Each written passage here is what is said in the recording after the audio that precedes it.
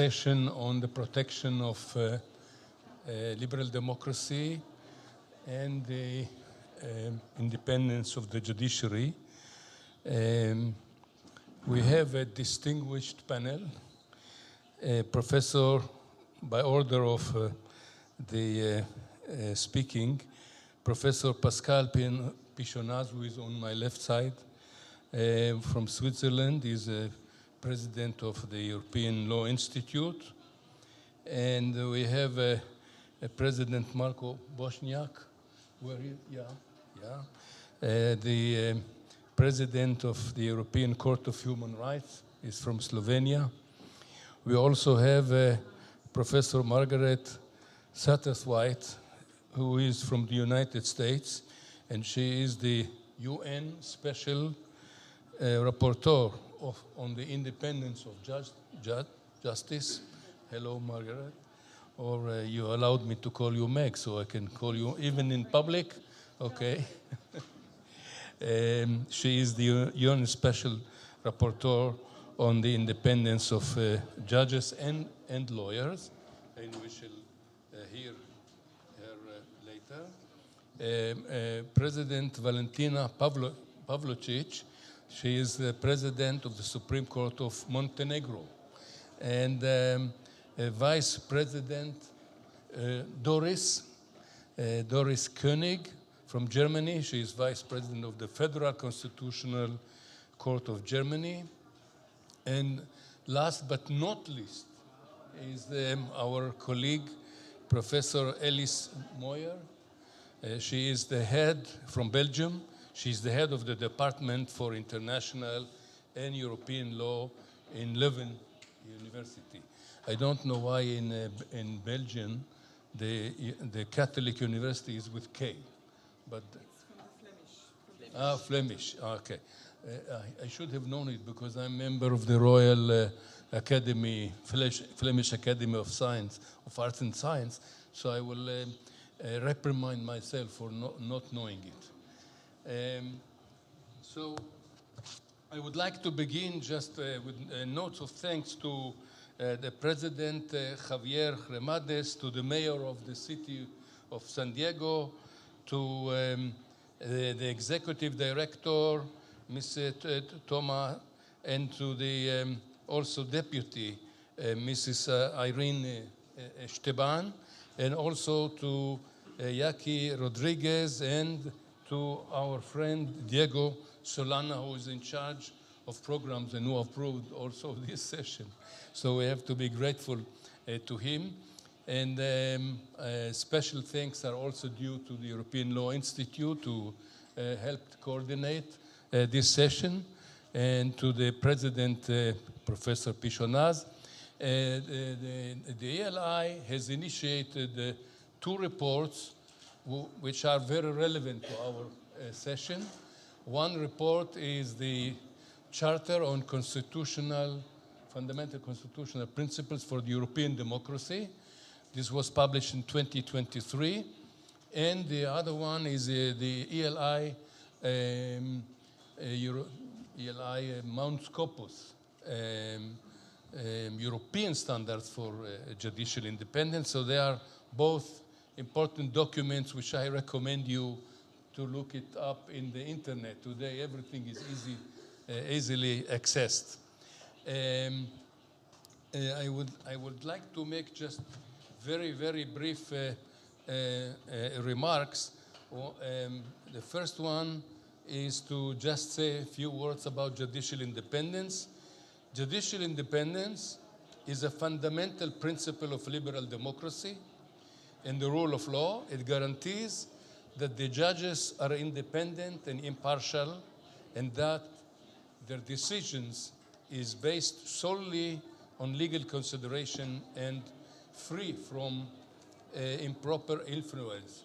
And in the session I just took part, I think Doris was, and you were also, I said in my last sentence that the judiciary must protect democracy, otherwise democracy will not protect the judiciary.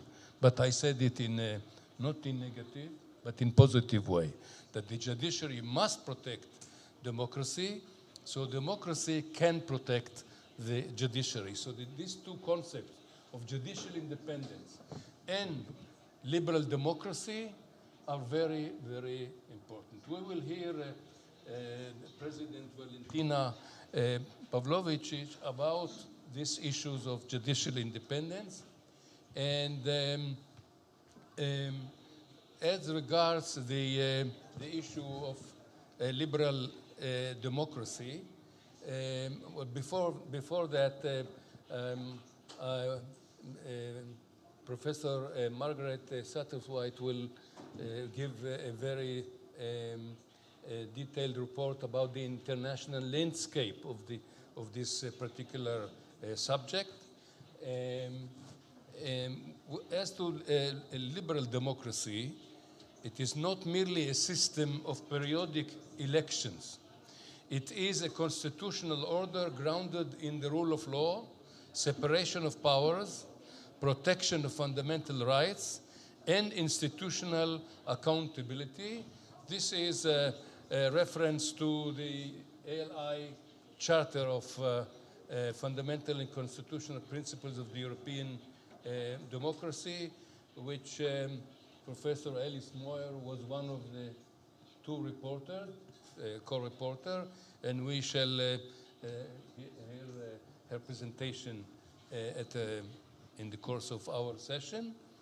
And I want to mention here a very important case which was delivered by the Constitutional Court of Romania, invalidating presidential elections in Romania. This is the landmark case ever done because of distortion of the election campaign by digital bots and all kinds of fake news, including foreign intervention that was proven to the court here. So I would like now to start with our keynote speaker, Professor Pascal Pichonaz, who will speak on the liberal democracy and judicial independence in an AI environment. I just want to mention that Professor Pichonaz is a professor at Fribourg University, and he has held many visiting professorships. And I would like to say that he plays a central role in shaping legal scholarship and advancing cross-border dialogue on legal harmonization and the rule of law principles in Europe. So I would like to ask our keynote speaker to take the floor. Thank you very much, Mr. Chair, for this too kind introduction. And let me start by thanking also the organizers of this World Law Congress. I think it's really amazing, and I'm really honored and happy to be with you this morning. Three buzzwords today in my talk: protection of liberal democracy, judicial independence, and AI. As president of the European Law Institute, I wanted to examine the interaction between two pillars of our European societies and the AI environment. As mentioned, the ELI Charter of Fundamental Constitutional Principles of a European Democracy is a set of 36 principles and commentaries prepared by two co-reporters, Professor Takis Tridimas from King's College London, or former at King's College London, and Elise Muir, professor at KU Leuven in Belgium. This charter has been approved in February 24 by the European Law Institute, and the charter purports to identify and articulate the constitutional principles which form the foundation of a European liberal democratic state. This means adopting underlying premises and in particular that such a state is based on majority rule, but is constrained at the same time by the obligation to respect the rule of law, including fundamental human rights. By liberal democratic state, this charter posits that at its heart, the ultimate source of political power is the people. To achieve that, it requires an institutional framework first to ensure for political power to be with the people, and a legal framework which provides for protection of fundamental rights, enabling individuals to develop themselves, protect them against violations by the state, but also favoring positive actions by the state to protect minorities and develop the fundamental requirements to live in this society. Third, artificial intelligence plays a growing role, as we've just heard, in our liberal democracies. Those must therefore provide for structural and legal framework ensuring that the core values and fundamental rights of liberal democracies are reinforced and not torn apart by the use of AI and large language models. This means first that election and voting processes, which are at the core of liberal democracies, are not impaired or are unduly influenced using artificial intelligence to blur the reality of exchange of ideas, especially on social media, as has been just mentioned. But I wanted just to underline one aspect, the tunneling effect due to algorithms. Providing users with content they will certainly like triggers the danger of diminishing the ability of these individuals to be confronted with different ideas, to weigh and analyze them in a rational way, to determine whether they approve or dislike them. The creation of those communities fed with similar ideas they already share reinforces their views, but also creates a belief that this is the one view shared by all which really counts.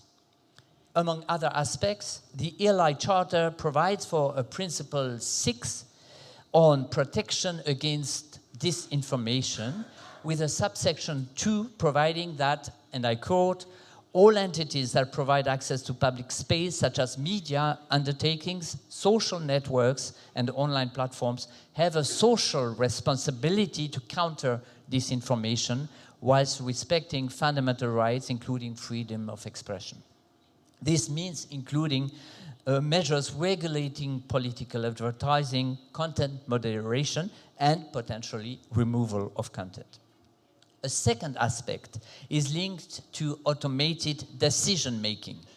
And Principle 32 of the ELI Charter and its 4 subsections address this in general terms by ensuring that fundamental principles of transparency, of accountability, of human review are respected by fixing categories of decisions according to the risk of infringing fundamental rights, and more specifically, sub-principles such as ensuring that the addressee are informed when AI is used and that the decisions are reasoned, as the principles mention. Now this leads me to the next point. Automated decision-making processes, and more specifically large language models, LLMs, allow to provide users with a text presenting a reasoning for any decision.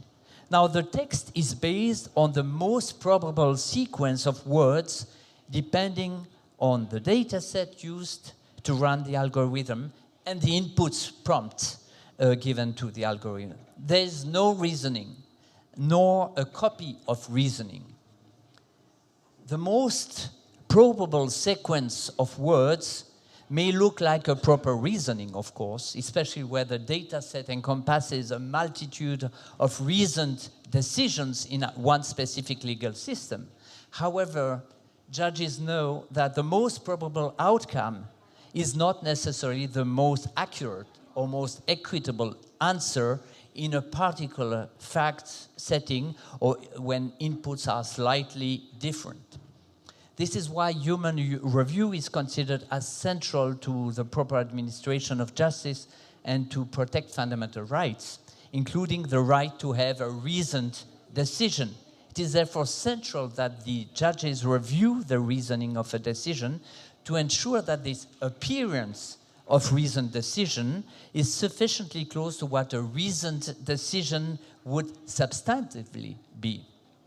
I think that our systems of justice could accommodate automated decision systems, but for only some type of decisions first, and that's mentioned in this charter, but also that there is a kind of fundamental right to a decision by a human being at some stage in the process. Now, of course, I have no time to elaborate on that, what that would mean. But this leads me to my final question. Does the AI environment trigger a further risk for the independence of the judiciary? The Eli Mount Scopus European Standards of Judicial Independence, which were adopted by the European Law Institute in November 24, are the result of the work of 4 co-reporters, including our chair, Professor Shimon Shetreet, and a broad group of advisors, assessors, as usual. The output entails 38 standards provided with comments. Now, based on the premises that an independent judiciary is vital to maintaining the rule of law, democracy, and human rights, and therefore that judicial independence is part of fundamental principles of a liberal democracy, these standards seek to encompass specificities and traditions of states in Europe, while dealing with all areas of judicial independence, including judicial governance, promotion and appointments, and judicial discipline, but also ethical standards, which are also very important. Now, Standard 23 of these principles use the word of technology, which includes artificial intelligence, and is divided into 5 subsections, and it provides for at least 9 different aspects of judicial independence in the use of technology. As acknowledged by the co-reporters, the use of data and algorithms in justice systems, and I quote, can carry substantial risks for judicial independence, impartiality, and the right to fair trial. These includes risk of biases, disclosure of sensitive data, false, inaccurate, or irrelevant information, over-reliance of technology, and disinformation, censorship, or control, end of quote. This is why that there is not only a duty of transparency when using AI or of reasoned decision, but as underlined by the comment of Standard 23, judiciaries have a duty generally to bring their judicial expertise into the use of AI and identify risks to the rule of law and right to a fair trial. To ensure judicial independence, therefore, one needs to guarantee the foundations of the rule of law and liberal democracy, and that means that judiciaries must have effective control as well as oversight, not only on the output of any algorithm, but also on the design, development, and implementation of technology to maintain the integrity of the judicial decision-making process. To keep such oversight, judges need to understand the functioning of AI and to be trained on how to use AI.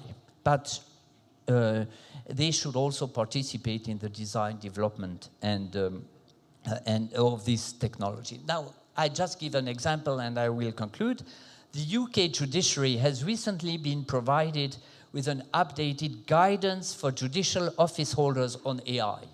So a 10-page document that is not too long for judges to read. Not that they would not read long pages, but I mean, it's limited. And it gives judges the opportunity to better understand what they are doing when they are using the AI tool, which was put at their disposal only recently. So now all judges in the UK have an AI algorithm at their disposal, and they have also, of course, the explanations how to use it. So judicial independence in an AI environment starts with understanding what it means using such AI, but really imposes also on judges to participate in its design, implementation, development, while ensuring that human review of decisions generated by large language models are secured. There is, I'm sure, undoubtedly still a long way to go into that respect. Thank you very much. Thank you very much, Professor Pichonas, for your analysis. Certainly, the AI cuts across all walks of life in all areas of activity, whether it is political campaigns like in Romania, or whether it is privacy issues of putting the head of a person on a naked body and shaming him or her. So we have to pay great attention, as you said, and I think the judiciary in England are good to issue a 10-page, maybe even 30-page, because to cover all these issues would require more text. And it is now my pleasure to present to you President Marko Bošnjak, the President of the European Court of Human Rights. He will speak on the role of international and domestic courts, like the international is in brackets, so international and national domestic courts in protecting against democratic backsliding. And of course, we all recognize the central importance of this very important institution, the European Court of Human Rights, in protecting human rights and developing doctrines to defend the rule of law, even if they are not written expressly in the convention. And I think the heritage you created together with your colleague, the heritage is helping courts around the world, national and international. And I would like to just mention that Professor Bošnjak, before joining the court in 2016, he held academic appointments at the University of Ljubljana and the European Law Faculty in Nova Gorica, while also advising the Constitutional Court of Slovenia and the Ministry of Justice. Justice President Bošnjak served as Vice President and Section President before he was elected as President. His leadership is marked by a deep commitment to upholding democratic principles and judicial independence in an era of increasing challenges to the rule of law across Europe. Professor President Bošnjak, please, you have the floor. Thank you very much, dear Chair, Professor Shetreet, for this kind introduction. It obliges me indeed in my presentation, distinguished colleagues, panelists, distinguished all present here. As announced, I come from the European Court of Human Rights, so naturally human rights are at the heart of our mission, but this mission is closely connected to the protection of the rule of law and democracy. As I said already yesterday in my General Assembly address, this is a mutually reinforcing triangle, and I believe that this comparison is very fitting. Now, the rule of law is one of the central elements of the rule of law is independence of judiciary, which is particularly threatened by a phenomenon which now is very commonly labeled as democratic backsliding. What is central to this phenomenon is that it's not started by forces that would have no democratic legitimacy, right to the contrary. It started by usually executive and or legislative branch of government, which has full legitimacy obtained through fair and free elections. It takes issue with many elements of independence in the society, be it with free and professional civil service, with free press, with academic circles, but most of all, I suppose, with independent judiciary, by seeking to cut its competences in the sense that judges should not impinge upon the other two branches of government which have direct democratic legitimacy, that then they seek to appoint judges which would be more in conformity with this general will of people, and to, of course, discipline those who are not. They start all sorts of reforms, of measures which they label as reforms, the so-called judicial reforms, which are done under the pretext of judges being detached from the will of people, being prone to corruption, because they are not sufficiently competent, because they are not sufficiently efficient, and the like. And I will take one example of such democratic backsliding, but there are many, not just, or at least some, within the legal space of the Council of Europe, and even more outside of it. But one prime example is the Polish so-called judicial reform, which has had many faces, or which had luckily many faces, starting by irregularities in the appointment of the judges of the Constitutional Court.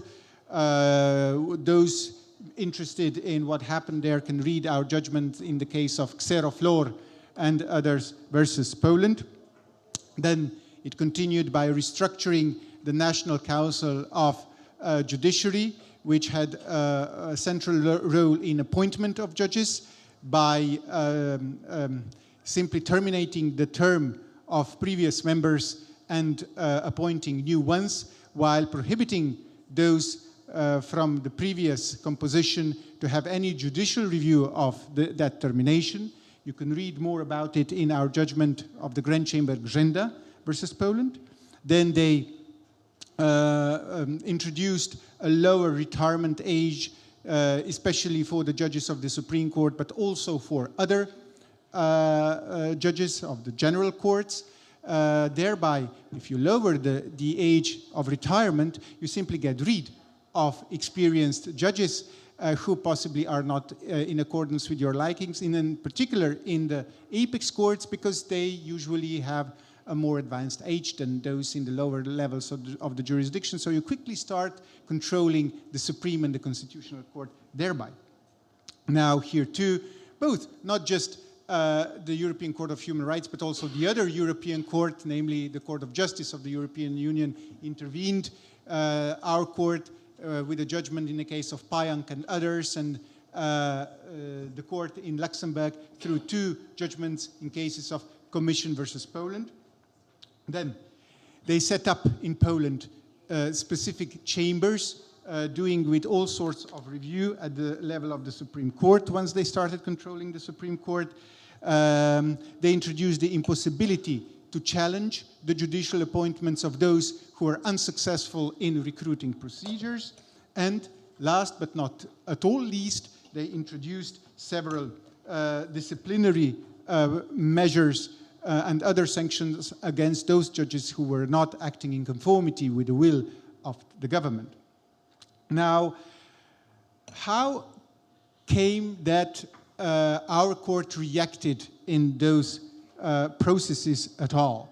Normally, the design of judiciary is an internal constitutional issue. It's part of the national constitutional identity. And in that, international courts should not really interfere. Equally, the issues of retirement age and so forth, this is not normally an issue of human rights or the rule of law. Equally, when it comes to the issues of independence, this was very often seen as something which is not a legal interest or legal good which would be for the judges to seize it and benefit from it. It was for the parties to the judicial proceedings to benefit from it, but not for judges as such. Now, luckily, the Court of Human Rights in Strasbourg had certain precedents on which it could build its intervention. The case of Baca versus Hungary, involving the former president of the Supreme Court, who was sanctioned, of Hungary, who was sanctioned for speaking out against the envisaged judicial reform. And one case which came from a jurisdiction which would not be considered as a problematic one, namely Astrason versus Iceland. But there was an irregularity in the appointment process of a judge, and our court, in that case, in the Grand Chamber, set a set of principles which we were then able to apply to the Polish cases, thereby avoiding a reproach saying, well, you are having one sort of standards for new democracies or for political forces which you dislike. You are liberals there, protecting liberal democracy, and because you don't like our political stance, you are interfering with us. No, this was not true. We simply applied the standards and further development that we had there. There was one other element, and it was very difficult to decide whether to put it in motion or not, in the protection of the judiciary, namely the interim measures. You may know that proceedings in Strasbourg take several years. And so, until our judgment, everything can, of course, fall apart in Poland in between, or in any other jurisdiction. But we had judges coming before the European Court of Human Rights, asking us for protection through interim measures in order to prevent their disciplinary proceedings, their immunity being taken away in criminal proceedings, being transferred to another bench or to another court of a lower jurisdiction and the like. And usually we apply interim measures only in situations of life and death, so to say, or something where obviously we could never ever react any longer later. And one would say, well, independence of judiciary, if a judge is transferred, well, if he wins his case, he will simply be transferred back. Or if he is sanctioned, well, if he wins his case in Strasbourg, you will then, there will be some sort of reopening or whatnot. Well, the independence of judiciary is something which goes beyond the interest of individual judge. But it strikes at the heart of the constitutional system of liberal democracy, if we are speaking of it today. So the court had to make a decision, and we decided, yes, we will intervene.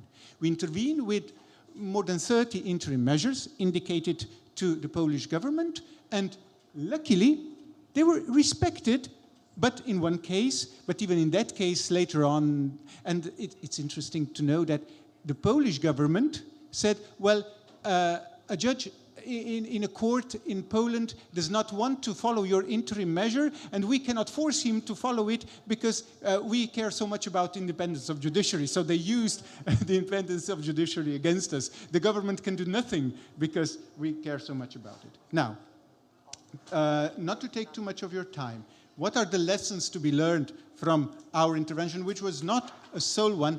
We went hand in hand, we walked hand in hand with the Luxembourg court, and there too were very brave domestic Polish judges who acted in order to protect the independence of judiciary. They themselves faced sanctions, but then we protected them when they were facing sanctions in that. Namely, first of all, there is a central role of international justice to help protecting independence of the judiciary. That protection can be efficient. International courts have to speak with one voice in that.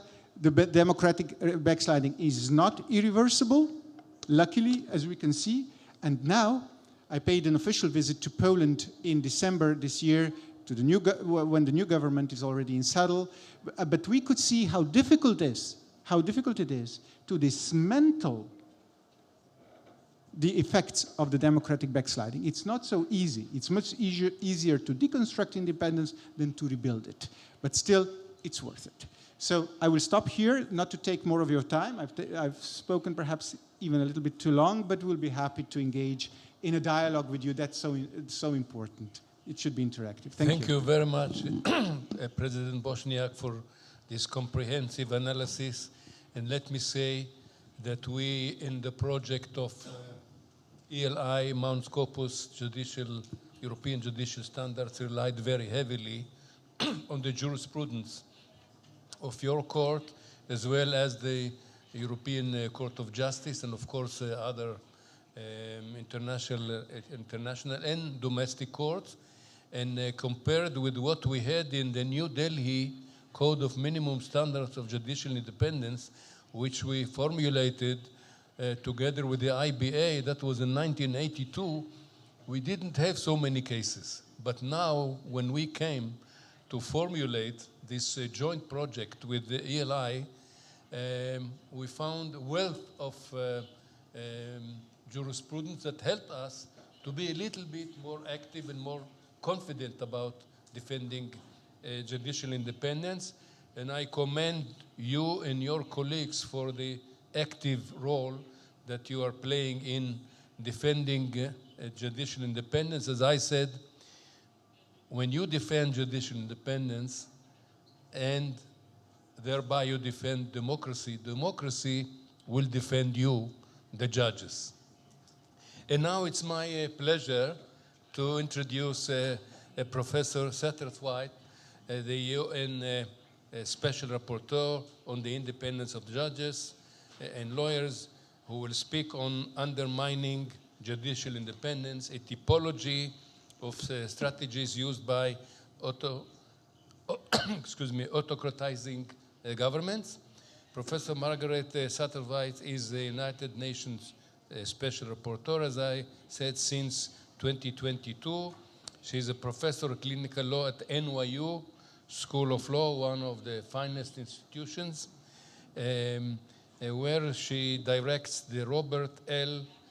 Bernstein Institute for Human Rights, the Center for Human Rights and Global Justice, and the Legal Empowerment and Judicial Independence Clinic.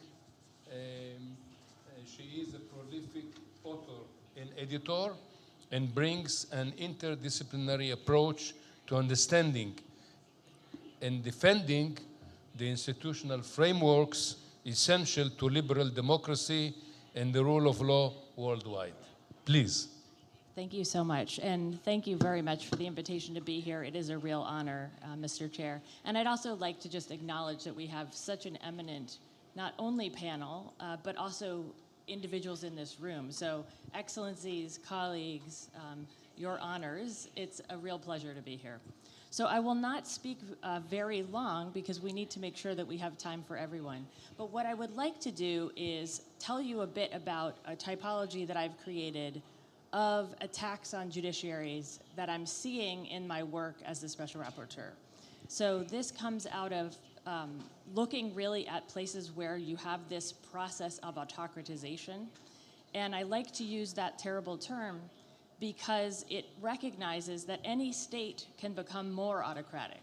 It doesn't really matter where you start on the spectrum. You can always, unfortunately, go in that direction, or you can come back toward liberal democracy, no matter where you started. So the four forms of attack that I have unfortunately seen in many parts of the world, and in fact I can say in every region, are really about attacks on judicial institutions. First, there are two of those kind, and then attacks on judicial personnel and judicial operators more broadly.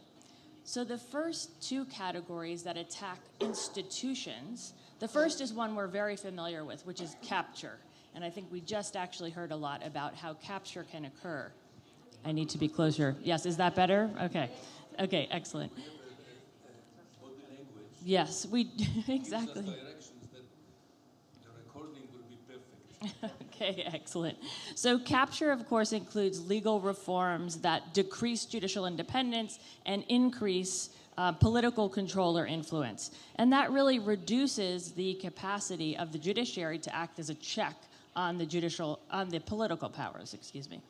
And these reforms are often focused on increasing the influence of the executive or legislature over judicial selection and appointment, with the hope of engineering the appointment of what might be seen as loyal judges who they hope will favor political actors.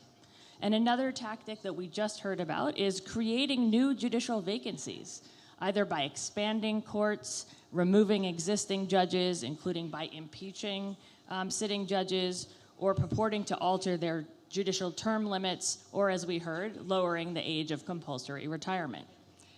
So capture is very familiar to us. And I'd like to introduce also then curbing. And curbing is a way of using legal reform to reduce the power of independent judges and judiciaries.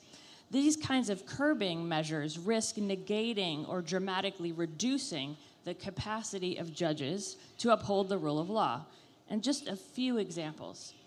First, removing or restricting courts' jurisdiction to review particular laws or particular kinds of laws.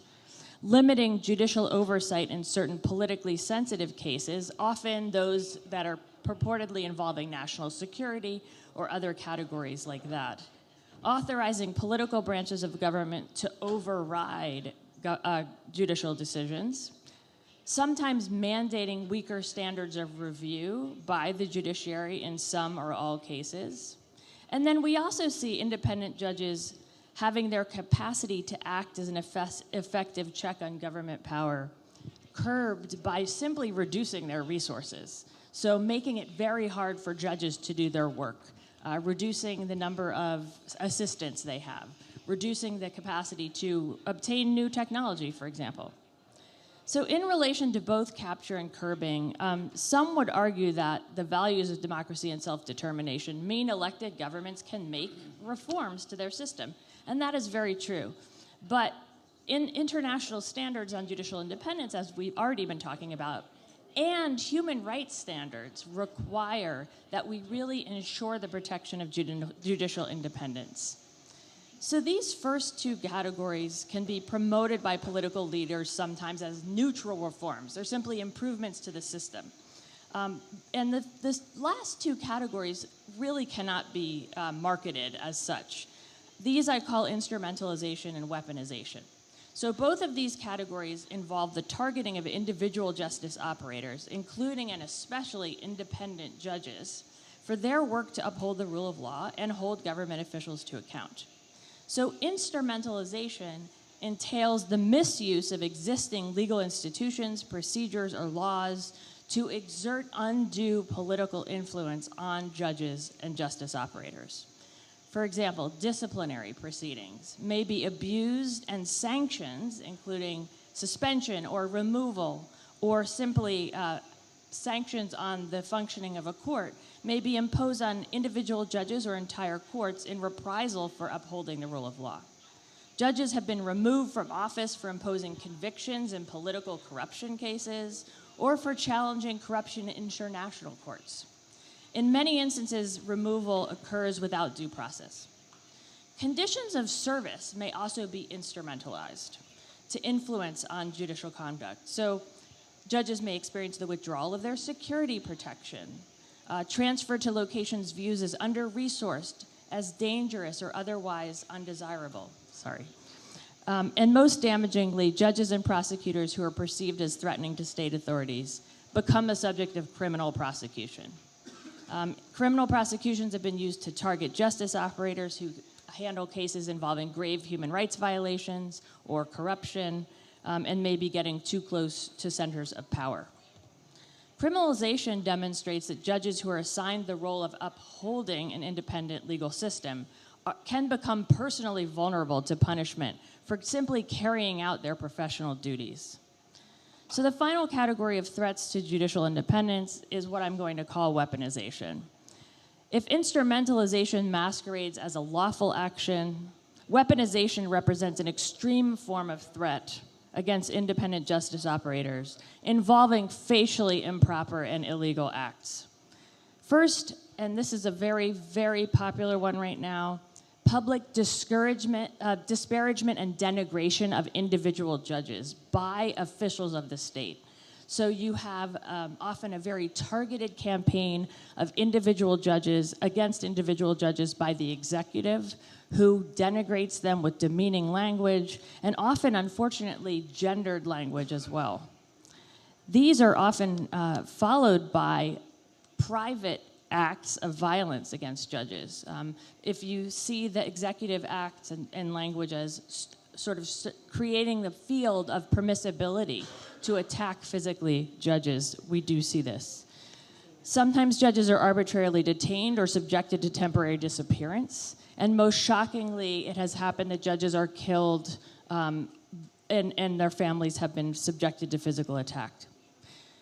The targeting of individual judges can serve as a punishment, a retribution, and a warning for other judges to not challenge the legality of government action and to make sure that those executives have space to act. Given the severity of the threats faced by judges, coupled with the essential role that they play in upholding democracy, we must take action when we see these patterns emerging.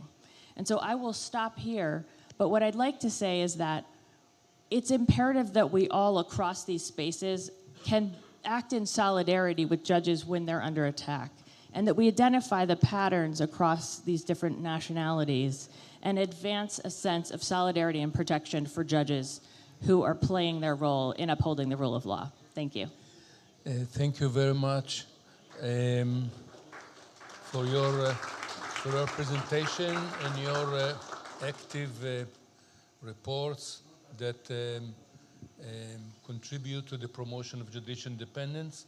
I think also that this institution of UN Special Rapporteur that was established by the United Nations is helping lawyers and judges to keep and maintain their independence. And that's why it's very important to combine not only judges but also lawyers who are the officers of the court and who have to defend the citizens before the court against governments and against big corporations. And now it is my pleasure to present to you President Alentina Pavličić, who is the President of the Supreme Court of Montenegro, and she will address us on the challenge of Montenegro, that Montenegro faces in EU alignment, judicial independence, and human rights in judge mandate termination. Well, the President serves as the head of the Supreme Court of Montenegro, following a distinguished career in the judicial offices and upholding justice and the rule of law. She began her career as a criminal judge in, if I pronounce it correctly, is Podgorica. Podgorica, and I practiced it, so that's why I was successful. and went on to preside over the criminal department of the High Court. Very important to say that beyond the courtroom, President Pavličić has contributed her experience and expertise to leading international institutions. Her broad experience reflects a commitment to judicial independence, alignment with European legal standards, and the reinforcement of democratic values in transitional legal system, as President Bošnjak said, the new democracies, which is, this transitional period was very challenging to make sure that democracy will be stable and solid. Please, we are looking forward to hearing you. Thank you, Professor. Thank you, Chair. Dear colleagues in the panel, dear colleagues in the audience room, I cannot start my address without expressing my professional and my personal pleasure to be part of this very, very important event for all of us in the justice system. Also, it's my pleasure to speak about the Montenegrin faces in European part, especially for the very, very two important pillars such as independence of the judges and protection of human rights of a national level.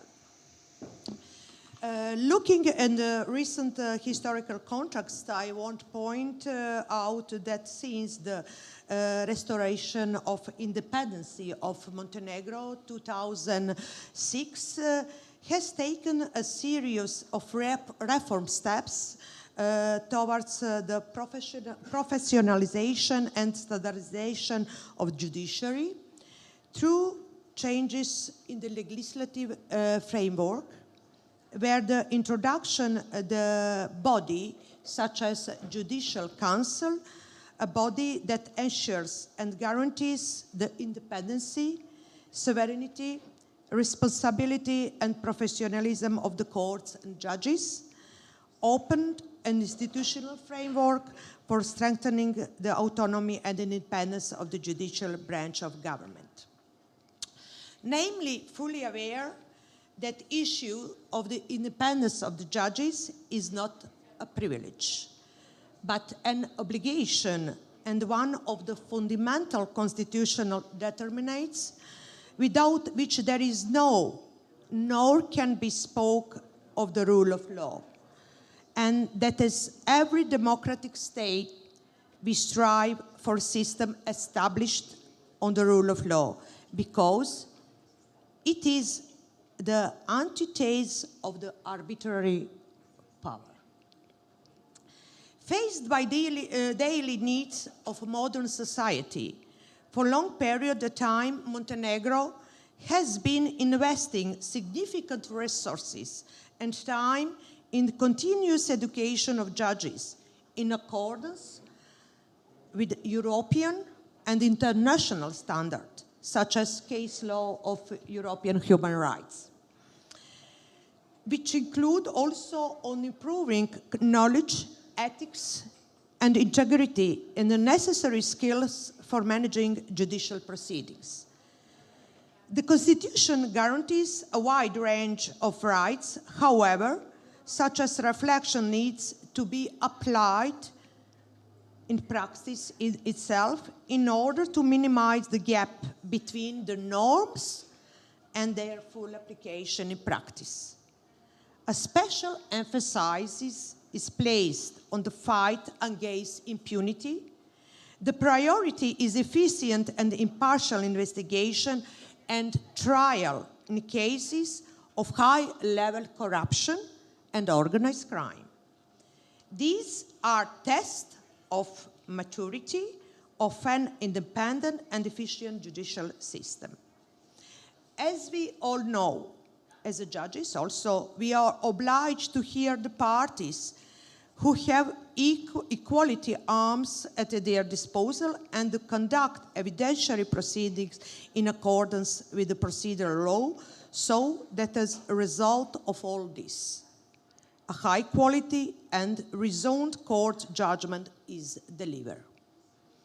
Therefore, judge must act without fear, sympathy, or any arbitrariness in relation to any person, and particularly in relation to appointed person, because it is matter to trust that general public must have in the courts, and it is built precisely by knowledge and consistent observance of ethical principle in such cases.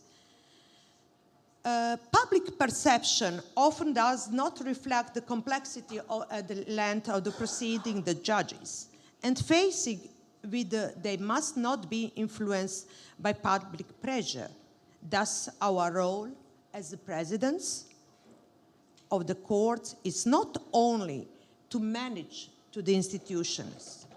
Our responsibility is to preserve values such as independences, responsibility, and trust, because justice is not an abstract idea. It takes shape every day in the courtrooms, in our decision, in our action. Acting in accordance with the vision of European modern and efficient judiciary, I am free to state that certain measures which were taken are already given results, so the public can be convinced that procedures are more efficient and that in the near future we can expect a large number of first instance as well as final court decision in all types of the cases. For us, in judicial branch of power, this is conditio sine qua non so that we can respond to the challenges of large number of cases of all matters. Investigating in judiciary means investigating in the future, instability of the state and its economic and overall development. All we know, the independence of judges is not luxury. It is condition without which there is no fair trial. It must be imperative of all of us. Dear colleagues, how can we talk about the rule of law if justice arrives too late? It is time to see clearly that justice exists, that is shared and that it's available. Therefore, presidents of the court must strive to contribute to the achievement of standards from their position, not only that justice is served, but also that is seen to be served in approximately reasonable time. This is what the judiciary can and should do, and today I can freely say that the tracing of such a direction was started with completely realistic view and awareness that it is an extremely difficult task. But all these reforms in the area of the fight against organized crime and high-level corruption cases and consistent application of the law represent a significant step towards more visible and better results in area of rule of law as imperative of Montenegro society. And I am determined and persistent in tracing such a path.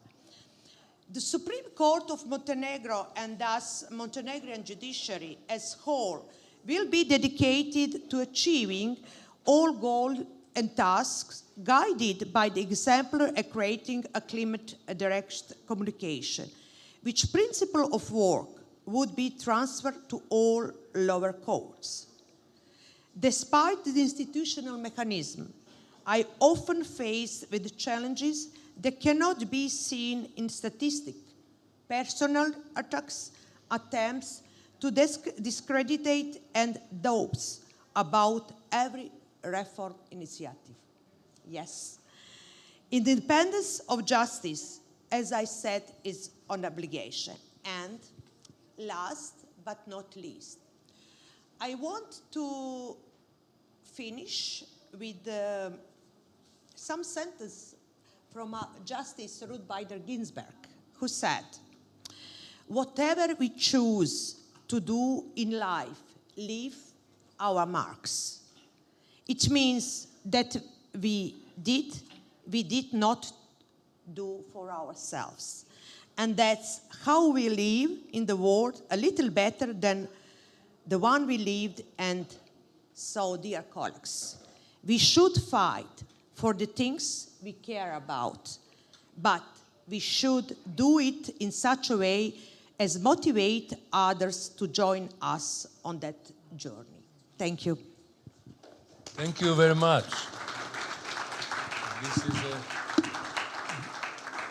This is a motto full of meaning that should guide us in all walks of life, whether we are higher up, like presidents of Constitutional Court in Germany and the vice president that we will be hearing, or the Supreme Court, the Supreme Court of Human Rights of the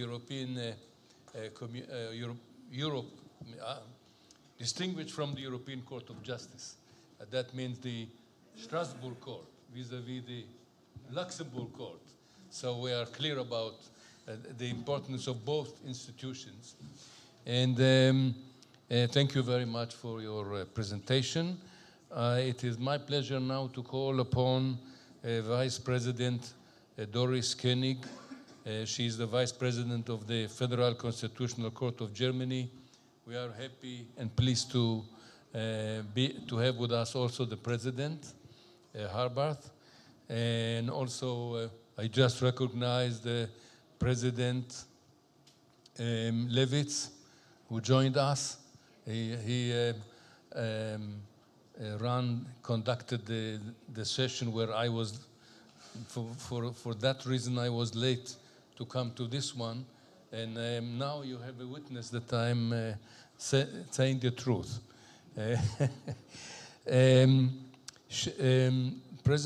Vice President Koenig will share her insights on German Federal Constitutional Court role in protecting liberal democracy and the rule of law.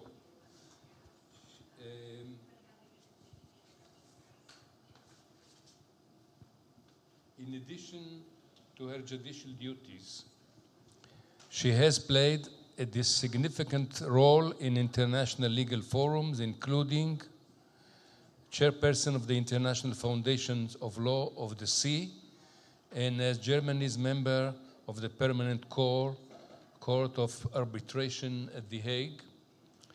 Throughout her career, Professor Koenig has contributed substantially to the protection of constitutional democracy and the promotion of international legal standards through both jurisprudence and academic leadership. Please. Thank you very much. Let me start my presentation by expressing my gratitude to have been invited to this panel. And let me say how happy I am that so many of you have come to listen to us. I think this is really a good sign, and I'm very happy about this. As we are all aware now, over the last 10 to 15 years, the Western concept of liberal or constitutional democracy has come under increasing pressure, not only in Europe, but also in other parts of the world, and I'm very sorry to say, not least in the United States. Liberal democracy has to be safeguarded by the rule of law. Democracy and the rule of law are two sides of the same coin. Democracy as majority rule always runs the risk of curtailing the rights of the minority and restricting the free formation of opinion and political will for the sake of maintaining the power of the majority. In order to prevent this, state authority must be bound by law, and state action must be subject to review by an independent judiciary. This shows that judicial independence is crucial for the protection of liberal democracy and the citizens' fundamental rights. Autocratic regimes erode democratic institutions by bringing them into line, among them the judiciary. In particular, they seek to undermine the independence of the judiciary so that their efforts to restructure the state will not be hindered by judicial review. Justices of Supreme or constitutional courts are especially affected as the broad impact of their decisions, their power to have the final say on the interpretation of the Constitution, and the power to strike down laws give them significant influence on the political system. Measures against the judiciary usually involve the government removing independent judges and filling the vacancies with their own supporters. We have already heard this. In addition, procedural rules are changed in such a way as to impede or significantly slow down the court's work. Critical judges are threatened with disciplinary measures. These measures, and that was also mentioned already, are often implemented under the guise of legitimate aims, such as fighting corruption, strengthening democracy, or getting rid of judges who are part of a detached elite or, worse, enemies of the people. To prevent the transformation of liberal democracy into autocratic rule, the independence of judges has to be guaranteed by constitutional or other apex courts at the national level. And if the national level is, or the national judiciary has become victim to capture and curbing by super or international courts at the regional level. In Europe, as we have already heard, judicial independence is safeguarded by the European Court of Human Rights in Strasbourg and the Court of Justice of the European Union in Luxembourg. That might be a bit confusing, but I think we have worked this out already. Since the crucial role of the Strasbourg Court has already been addressed to by President Bošnjak, I will limit myself to a brief overview of important principles set up by the Luxembourg Court. The court came to the conclusion, and I simplify this very much, that effective legal protection, according to Article 19 of the Treaty on European Union, can only be guaranteed by the courts of the member states if they are independent and impartial. This presupposes that a court, quote, exercises its judicial functions wholly autonomously, and that it is thus protected against external interventions or pressure liable to impair the independent judgment of its members and to influence their decisions, unquote. This also includes the protection against judges' removal from office. Another crucial element of judicial independence is the appointment of judges. This is particularly important in respect of judges of apex courts. In particular, it is of key importance who is responsible for the selection and election of apex court judges. Basically, there exist two models in Europe.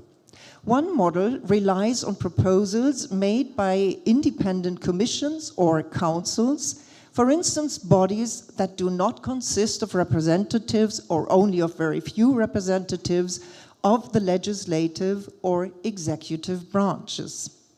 The other model involves elections by the legislator with qualified majorities, and that is the model which is followed in Germany. In Germany, the Federal Constitutional Court is divided into two senates consisting of 8 justices each. Half of the justices are elected by Parliament, Bundestag, the other half by the legislative body representing the federal states, Bundesrat. The justices are elected with a 2/3 majority alternately by one of these houses. On the whole, and I cannot elaborate on this due to time restrictions, the political parties in Germany have considerable influence on the selection and election of FCC justices because they are the ones who propose the candidates. Why is the court nevertheless widely respected for its independence and impartiality then? One of the most important reasons is that a 2/3 majority forces the political parties to propose persons who are also acceptable to the opposition parties. Since the proposing party has to find support from the opposition, the candidates usually are highly qualified lawyers who are integrative, non-provocative personalities. The requirement of a 2/3 majority also ensures judicial independence because the court cannot primarily consist of justices who are closely associated with the ruling party. Due to the demolition of the constitutional courts in some other countries, and I want to mention Poland and Hungary, and also due to the increasing electoral support for the German right-wing populist party, a debate was initiated about a year ago on how to protect the Federal Constitutional Court against such measures and make it more resilient in times of political turmoil. In December last year, the German constitution was amended accordingly. The basic structures of the court, 2 senates with 8 justices each, a term of office of 12 years without no possibility of re-election, a retirement age of 68 years, and the right to establish its own rules of procedure are now protected in the Constitution itself and could only be changed by a 2/3 majority vote in both houses. It was decided, however, not to lay down the requirement of a 2/3 majority for the election of the judges in the basic law. That was a hotly debated issue. The main reason for this decision is that that requirement is too susceptible to political gridlock. These amendments are important to foster the FCC's resilience against anti-democratic attacks on its independence, which might be coming in the future. Nevertheless, we should always keep in mind what Germany's first democratically elected president, Friedrich Ebert, said: "Democracy needs Democrats." Without a majority of the population supporting and defending liberal democracy, even the best legal rules cannot prevent autocratic regimes. So it's on us to fight for that. Thank you very much.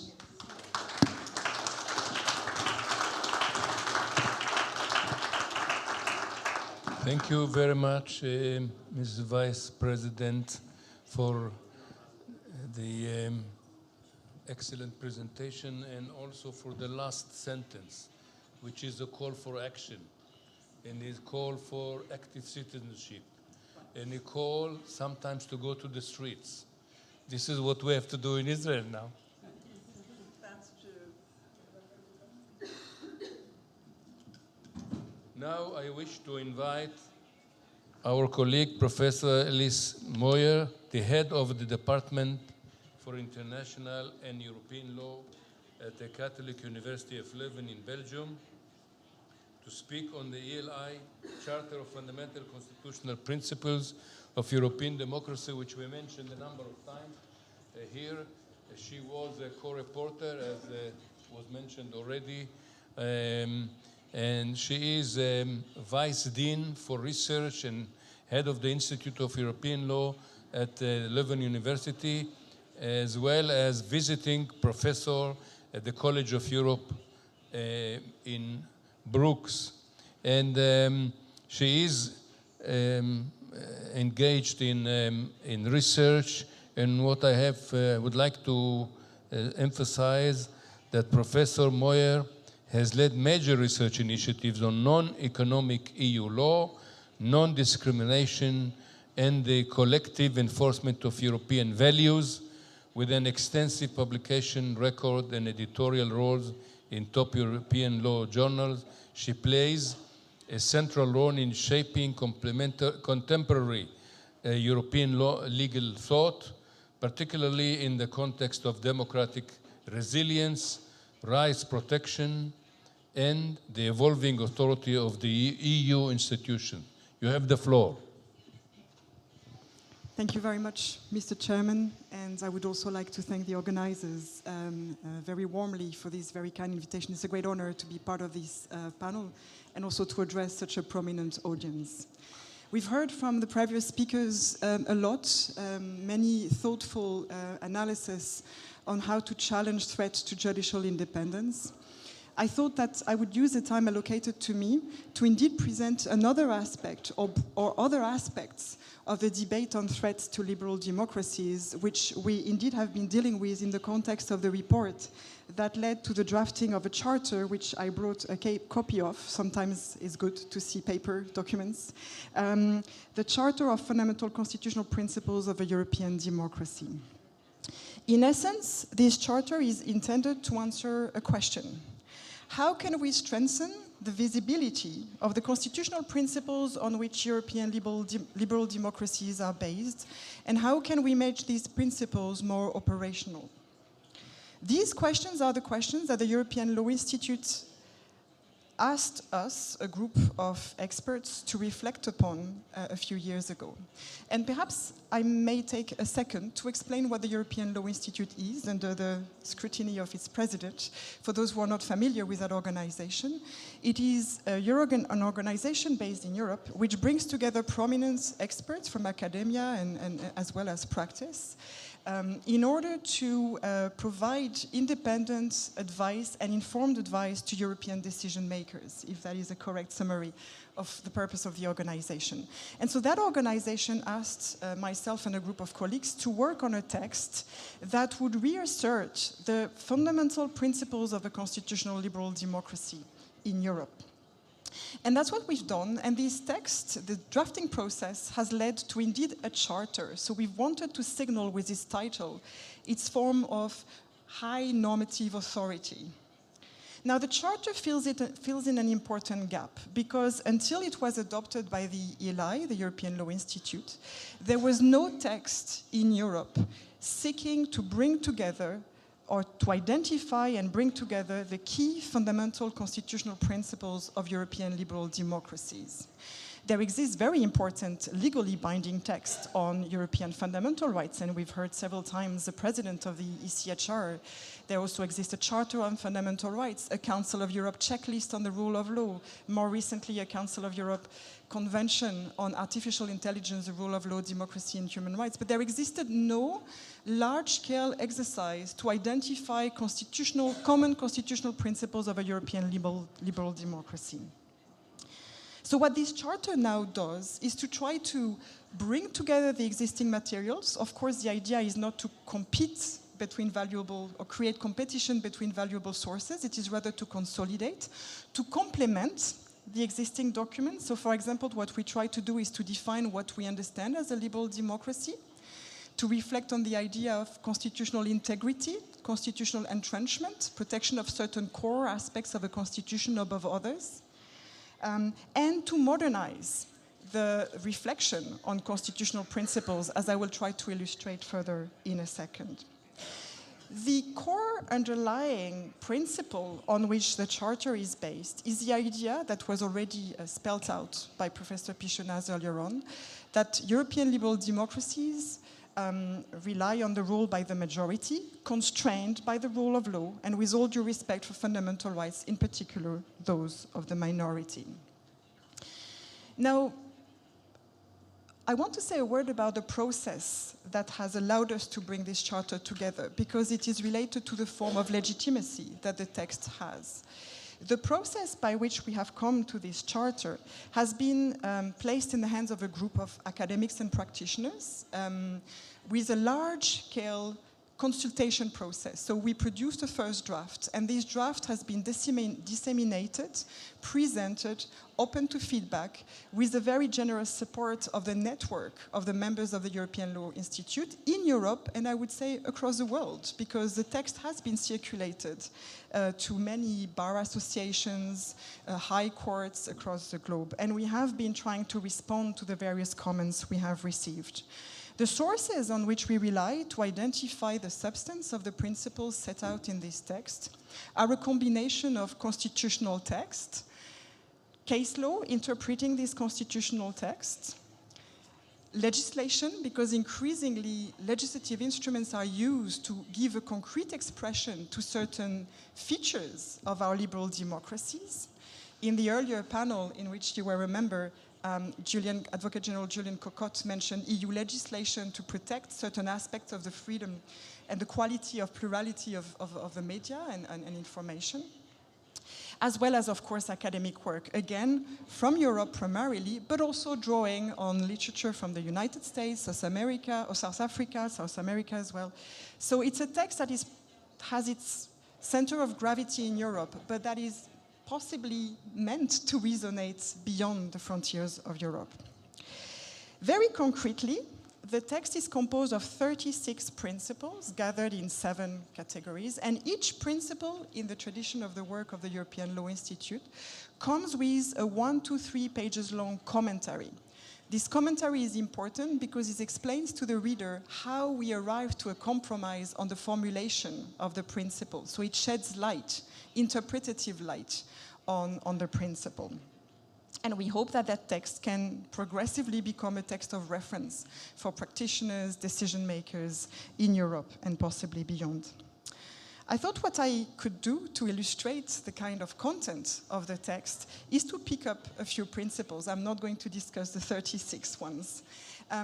Professor Pichonaz has already expanded, I think, in a good degree of detail on principle 32, on automated decision making. So I was intending to discuss it, but I will leave it aside because I think we heard quite a lot already. Instead, I would like to perhaps draw your attention to principle 6, which is entitled Protection Against Disinformation. By picking up these 2 principles on artificial intelligence or on disinformation, I intend to show you that the Charter does more than just dealing with the traditional issues of rule of law, judicial independence, fundamental rights protection. It seeks to modernize the debate on constitutional foundations of our European liberal democracies. And for example, Principle 6 on the protection against disinformation has a first paragraph that states that public authorities must provide an effective legal framework against disinformation. Paragraph 2, all entities that provide access to public space, such as media undertakings, social networks, online platforms, have a special responsibility to counter disinformation, whilst respecting fundamental rights, including freedom of expression. And in the commentary that follows, what we do is to define what we mean by disinformation, insisting on the deceptive intent of those who disseminate poor quality information, of badly intended quality information. We call on public authorities to protect the public space for a healthy democracy to be able to operate, illustrating the possibility of relying, for example, on legislation or non-regulatory binding instruments to protect the functioning of social media. And we acknowledge that any limits on the freedom of expression that may be warranted to protect the quality of public debate and to protect against disinformation must be justified and proportionate. So we acknowledge that there is a balancing exercise that must be performed within an organized constitutional framework. And a second principle, or a third principle I wanted to draw your attention to illustrate the substance of the Charter is Principle 23. Principle 23 states as follows: private parties whose activities substantially impact on core elements of a liberal democracy may be subject to constraints based on those that apply to the exercise of public authority. Our intention here is to draw attention to the fact that a reflection on the constitutional principles on which our European liberal democracies are based cannot be done by limiting our analysis to public players. We have to also look at non-state actors that indeed have the power, as is very clear in terms of media and plurality of media. These private actors have the power, unfortunately, to distort the quality of public debate. So we wanted to assert that these private parties also have duties to comply with the basic principles on which our European democracies are based. I hope to have given you sufficient food for thought and interest for the Charter, and that you will go and have a look at it very soon. Thank you very much for your attention. Thank you very much, and to be, giving credit, full credit, Professor Moyer did this very important charter with Professor Tridimas, who was at the University of London, now he's in Luxembourg. So it is a fine work. It is a fine work, and that shows that academic scholars are not only writing to 10 of their colleagues around the world, but they write to the public, to the decision makers, and they aim at influencing the discourse, the public discourse, which is so important, as Doris, you just said about the involvement of the public in such reports, generate this type of discourse. We have a short time for questions, and I invite the audience to put questions.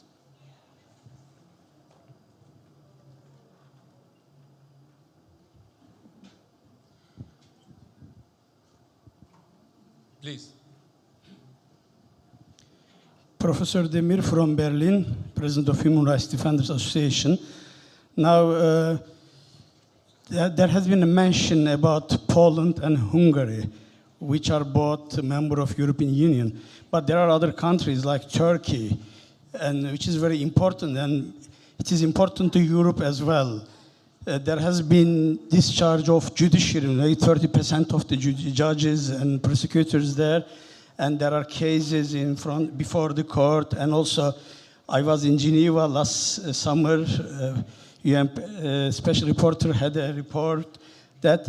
But the thing is, the courts make judgments, but how can we make the countries implement them? That's another issue. I think I want to hear the opinion of especially presidents and UN special reporters' opinion on that. Thank you. More comments? Yes, please. Should I use a mic or say it loudly?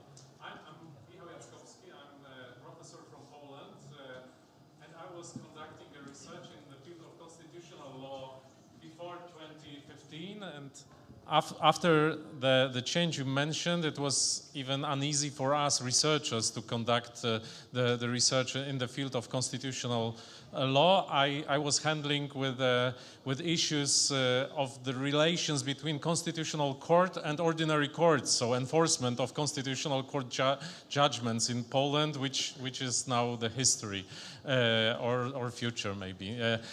So I started the research in the field of AI and law, and I would like to comment a bit on these issues you mentioned, because I was conducting at 9 a panel about AI and law in the legal practice. So we all speak about AI in terms of risks. Everyone starts speaking about risks. Why don't we touch this field with enthusiasm? Because it's I was taught about Dworkin's balancing values, and I said this in the panel before. When I'm asked if I want to be decided, to have my case decided by a human judge or AI, I will for sure answer a human judge.